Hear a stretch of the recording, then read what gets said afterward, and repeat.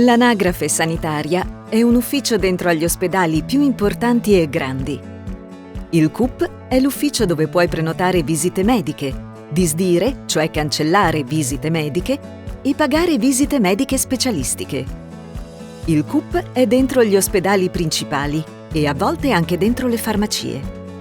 Se sei un cittadino di un paese esterno all'Unione Europea e hai il permesso di soggiorno, hai diritto a iscriverti al Servizio Sanitario Nazionale. È gratis, non si paga.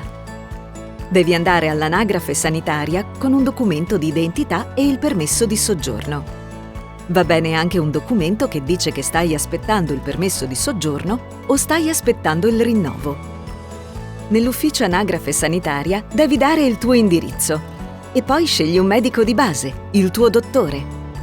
L'ufficio ti dà un documento. Questo documento dice che hai richiesto la tessera sanitaria ed è valido come la tessera. La tessera sanitaria arriva poi a casa tua al tuo indirizzo per posta. La tessera sanitaria dura quanto il permesso di soggiorno.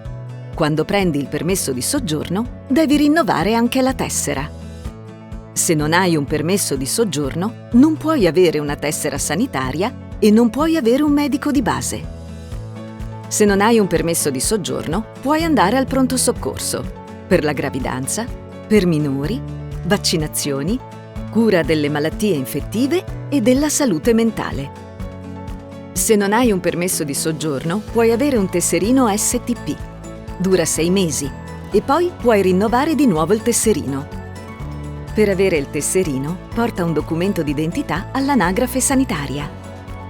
Stai tranquillo anche se non hai i documenti in regola.